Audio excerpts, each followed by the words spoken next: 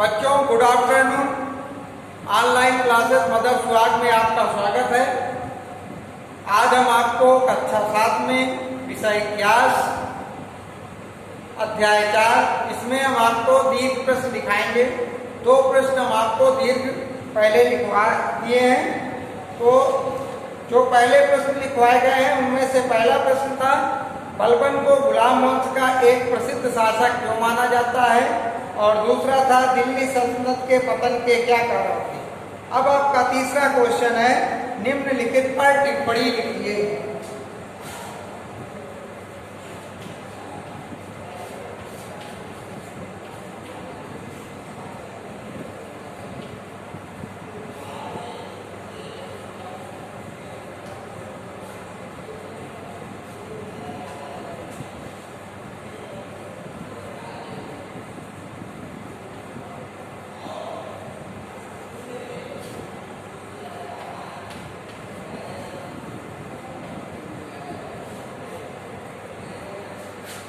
पहला नंबर है टिप्पणी का,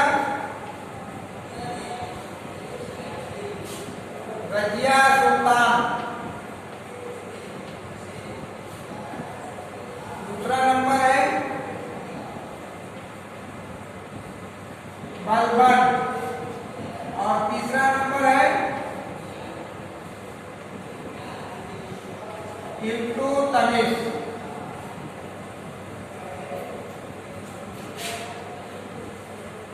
उत्तर। तो इन तीनों में टिप्पणी लिखना है।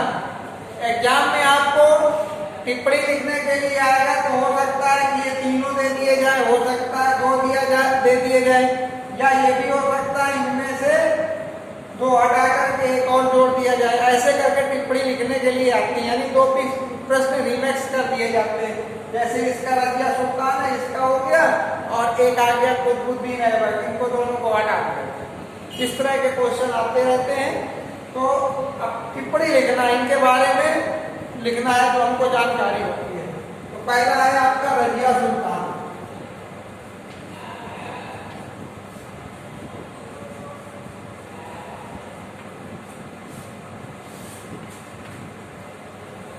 रजिया सुल्तान जो है इल्तुतमिश की पुत्री थी, और यह इल्तुतमिश की मृत्यु के बाद गद्दी पर बैठी थी। यह पहली मुस्लिम शासिका थी, दिल्ली की यह पहली मुस्लिम शासिका थी।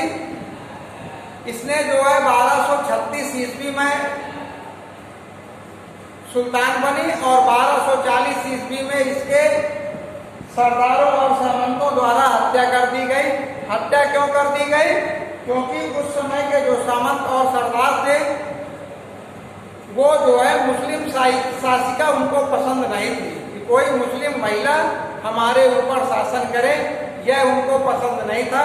इसलिए रजिया सुल्तान की हत्या कर दी गई। और फिर दूसरा नंबर आपका है बलबन।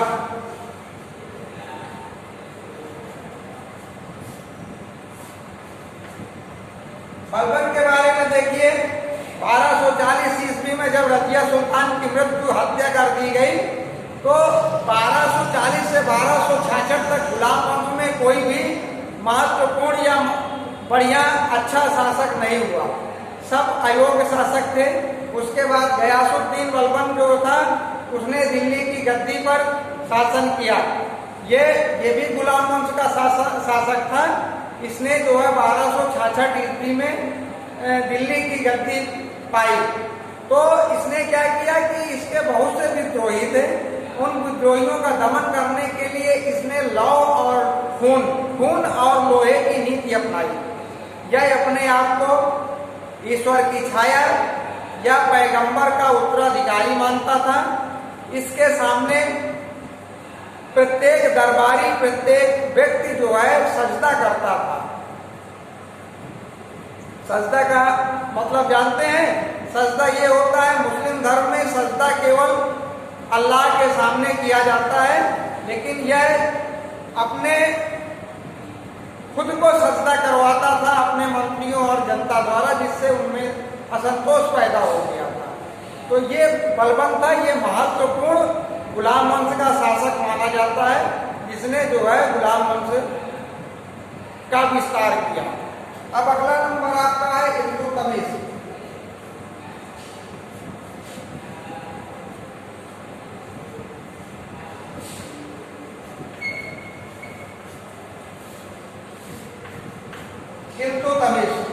इल्तुतमिश यह भी गुलाम था और यह कुतुबुद्दीन ऐबक का गुलाम था।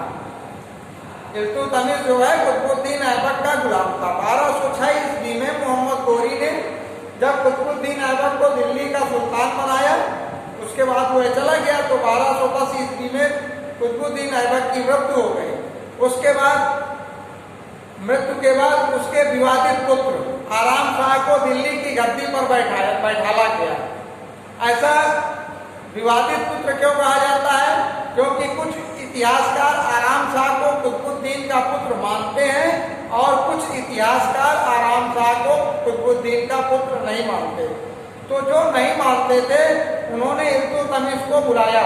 इल्तुतमिश कुतुबुद्दीन ऐबक का दामाद था। इसको बुलाया और दिल्ली की गद्दी में बिठाने का प्रस्ताव रखा। तो ये सूबेदार था, वहां से आया तो इसने जो है आराम शाह की हत्या कर दी और दिल्ली पर इसने अपना अधिकार किया। इल्तुतमिश ने कुतुबुद्दीन द्वारा शुरू कराया गया कुतुब मीनार जो अधूरी पड़ी हुई थी उसको पूरा करवाया। तो इस तरह जो है इल्तुतमिश ने कुतुबुद्दीन ऐबक के बचे हुए कार्यों का निर्माण करवाया और यह गुलाम वंश का शासक बना। तो आपका ये तीसरा क्वेश्चन कंप्लीट हो गया। यही टिप्पणी लिखनी होती है जो इनके बारे में हमको मालूम होता है। नेक्स्ट क्वेश्चन आप देखिए।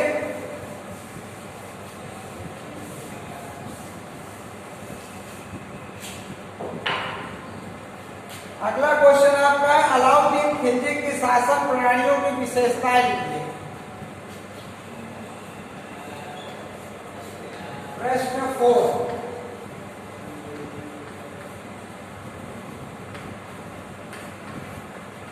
अलाउद्दीन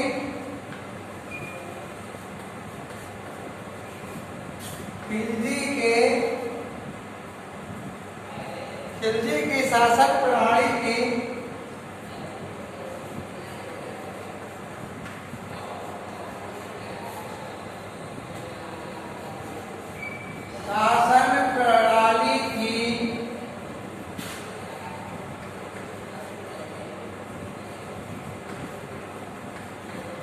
विशेषताएं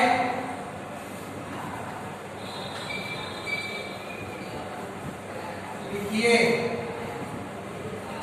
उत्तर अलाउद्दीन खिलजी जो है यह गुलाम वंश का शासक था और इसने जो है अनेक सुधार किए अपने शासन प्रणाली में और जो इसकी विशेषताएं थी वो निम्नलिखित थी। पहली विशेषता थी सभी भूमियों के लिए भूमिकर दोबारा निश्चित किया गया। इसने जो पुरानी पद्धति थी भूमिकर लेने की उसको चेंज करके दोबारा नई पद्धति विकसित की भूमिकर की। दूसरा, अलाउद्दीन खिलजी ने एक योग जासूसी नीति का संगठन किया। अलाउद्दीन ने एक जो है टुकड़ी बनाई, जासूसी वाली टुकड़ी बनाई जो जासूसी करती थी कि राज्य में कौन कर देता है, कितना कर देता है, कितना कराता है, कौन मंत्री हमारे साथ है, कौन हमारे खिलाफ विद्रोह करना चाहता है। ये सब जासूसी टीम को करना पड़ता था। तीसरा, सभी वस्तुओं की कीमत निश्चित की गई। जरूरी चीजों की जो कीमतें थी कम रखी गई। जो चीजें थी, वस्तुएं थी बाजार में बिकने वाली, उनकी सभी चीजों की कीमतें निश्चित कर दी गई और जो रोजमर्रा की चीज थी उनकी कीमत निश्चित कर दी गई थी, कम कर दी गई थी। जो डेली यूजेज वाली चीजें थी उनकी कीमत कम रखी गई। प्रजा में शराब पीना निषेध हो गया। प्रजा को में शराब का सेवन निषेध कर दिया गया।